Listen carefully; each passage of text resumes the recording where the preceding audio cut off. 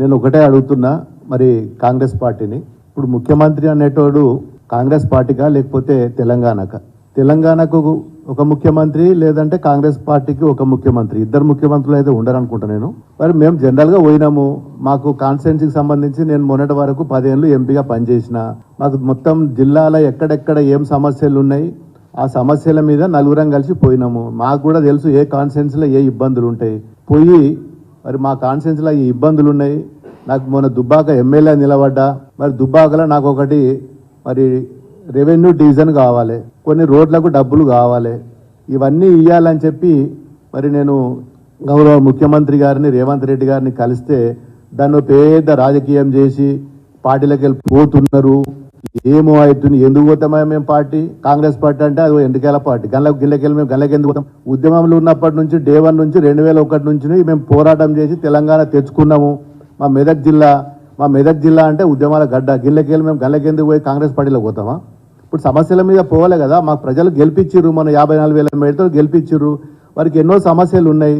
మరి సమస్యల మీద మొన్న నేను పోయి కోమటిరెడ్డిని కలిసి మాకు R&B రోడ్లు ఉన్నాయి, రోడ్లు కావాలని అడిగినాను.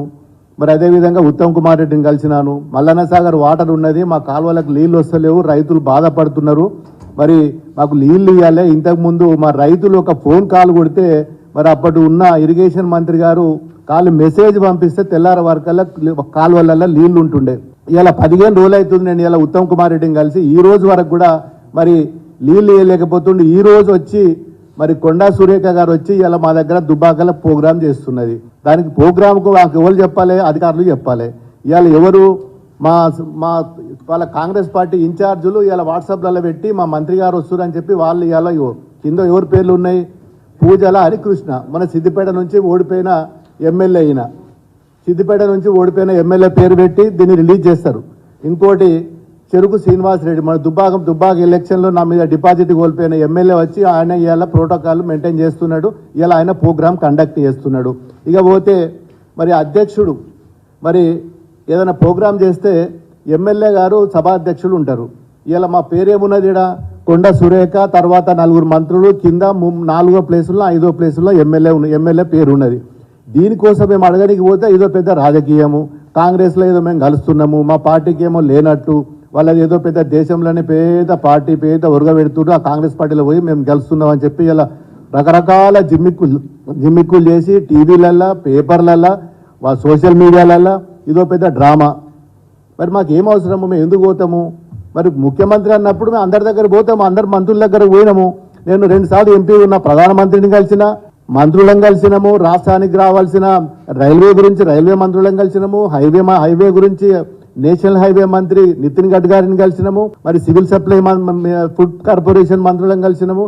ఏ రోజు కూడా ఢిల్లీలో ఉన్నన్ని రోజులు మేము మంత్రులను కలిసి మాకు రావాల్సిన మరి తెలంగాణ రాష్ట్రానికి మా నియోజకవర్గం రావాల్సిన నిధుల గురించి కొట్లాడినాము. అదే తరహాలో ఇప్పుడు కూడా పోయినాం. ప్రధానమంత్రిని కూడా నేను 3 సార్లు కలిసిన. అదే తరహాలో ఈరోజు ముఖ్యమంత్రిని గారిని కలవడం తప్ప, మంత్రులను కలవడం తప్ప, అధికారులను కలవడం తప్ప, సెక్రటరియట్కి నేను పోయిన, ఇప్పటికి 4-5 సార్లు సెక్రటరియట్కి పోయిన అధికారుల దగ్గర మా ఫైల్స్ పట్టుకొని. ఎందుకు పోకూడదండి? దీన్ని పట్టుకొని వార్తలలో పెద్ద పేపర్లలో వేయడం అనేది కరెక్ట్ కాదు. మీరు మొన్న ఎలక్షన్లో ఇప్పుడు ఏమేమి వాగ్దానాలు చేసిరో తెలుసు. 6 పథకాలు, 6 కాదు గ్యారంటీలు, మీరు చేసిన 13 గ్యారంటీ పథకాలు చేసిండ్రు. అవి ఇస్తే మేము కూడా స్వాగతిస్తాము, మీరుని సన్మానిస్తాము, శాల్వాలు కప్తాము, బ్రహ్మాండంగా మీరుని ఊరేగిస్తాము. ప్రజలకు ఏమి ఇచ్చిర్రు? మొన్న పవర్ యూనిట్ 200 యూనిట్లు ఫ్రీ ఇస్తామన్నారు, 4,000 రూపాయలు పెన్షన్ ఇస్తామన్నారు, మహిళలకు ప్రతి 2,500 ఇస్తామన్నారు, మరి రైతు బంధు వేస్తామన్నారు. నిన్న రైతు బంధు అడిగితే ఒక ఊర్లో పోతే కోమటిరెడ్డి వెంకటరెడ్డి గారు చెప్తాడు కొట్టురే అంటుండ్రు. ఇదేనా సంస్కారం? వల్ల చెప్తాడు కొట్టుకోవడానికే నేను గవర్నమెంట్లో నిన్ను రూల్లో సీట్లో కూర్చున్న పెట్టినరా? చెప్తాడు కొడితే అది ఏం సంస్కారం? అది ఇవి వాళ్ళు చేసే పనులు. ఇలా 15 రోజుల తర్వాత కూడా మాకు మల్లన్న సాగర్ ప్రాజెక్టులకి నీళ్ళు వదిలేక మొత్తం మన మొక్కజొన్నలు ఎండిపోతున్నాయి, పొద్దుతిరుగుడు ఎండిపోయింది, వరిసేనులు ఎండిపోతున్నాయి. నాటుకొచ్చిన తుకాలు కూడా మరి నాటేసుకుందామంటే కూడా నీళ్లు వదులుతలేరు. 15 రోజుల తర్వాత ఇవాళ వచ్చి మంత్రి గారు వచ్చి ఇలా ప్రోగ్రాం పెట్టింది. దానికి ఎవరు? మొత్తం కాంగ్రెస్ కార్యకర్తలు, వాళ్ళనే చీఫ్ గెస్టులు, వాళ్ళే స్టేజ్ మీద, వాళ్ళే ప్రోటోకాల్ దాంట్లో వాళ్ళే, అన్నిట్లలో కూడా వాళ్ళే. ఇలా వాళ్ళ సంస్కారం కాదు, మా సంస్కారం ఇది. మేము మొన్నటి వరకు కూడా నా దగ్గర రఘునందన్ రావు గారు బీజేపీ ఎమ్మెల్యే ఉండే, వాళ్ళు సభాధ్యక్షులుగా వాళ్ళ ఫోటో మేము అది కూడా చూపిస్తాను నేను ఎట్లా పెట్టినాం మేము. మరి ఆ సంస్కారం కూడా లేకపోతే ఎట్లా వీళ్ళకు? ఫస్ట్ సభాధ్యక్షుడు మినిస్టర్ కింద పెట్టినాం. మరి అదే తరహాలో వీళ్ళు కూడా పెట్టాలి కదా గతంలో పెట్టినట్టు. అంటే రకరకాల తప్పు పని చేసి మీరు అనవసరంగా మమ్మల్ని బదనాం చేసి పార్టీలు మారుతుండనేది కరెక్ట్ కాదు. ఖచ్చితంగా ఈ రోజు రేపు జరగబోయే ఎన్నికల్లో కూడా మరి మెదక్ పార్లమెంట్ లో 100% గెలిచేది గులాబీ జెండా.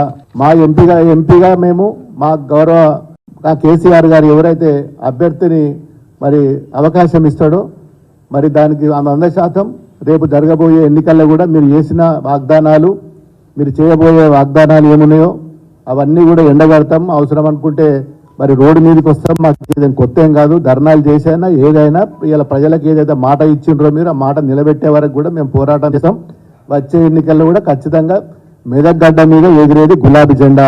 మా పార్టీ ఉన్నంతసేపు, మేమున్నంతసేపు గులాబీ జెండా నిష్పెట్టి, కేసీఆర్ నిష్పెట్టి ఎక్కడ పోయే అవసరము లేదు. మాకు ఉద్దేశము లేదు.